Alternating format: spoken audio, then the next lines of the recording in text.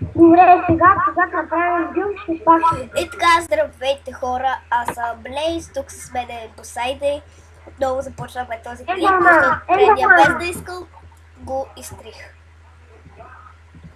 И сега, сега сме на Warp Rules. Тук е Rules. Без убиване на спаун, без псуване, без просене, без грифане и без просене на оп. Сега учим на Warp Info. И за убиване си има Warp PvP. Да. Но Info.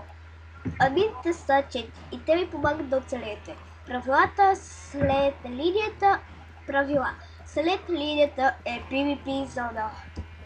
Така, сега отиваме на Warp PvP. Да знаете хора, на Warp PvP, чуйте, хора, на Warp PvP е без рез. Само моля да не са грифа.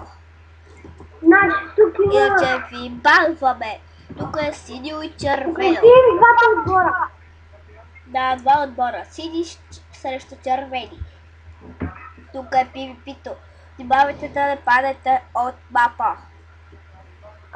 Админите могат да убиват, но те ще убиват само ако вие убивате някой без дреги. Без убиване на спаун.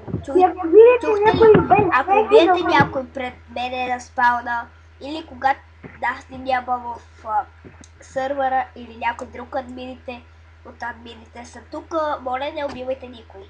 Защото иначе ви банвам от сървъра. И така.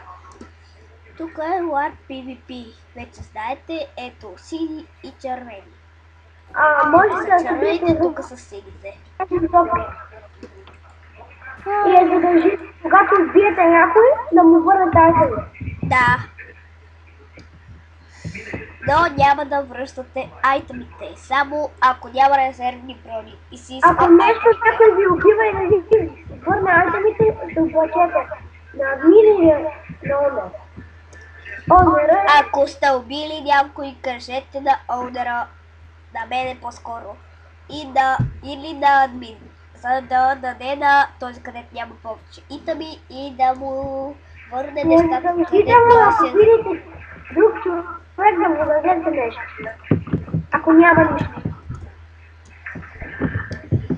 Да знаете на спаун, сега отиваме на спаун и когато дойдете на спаун, тук има рез и тук ще има един чест с много яки итеми. Моля да са грифът. При клипа ще правим втори. Да, след малко ще направим втори. Този клип беше за стрим.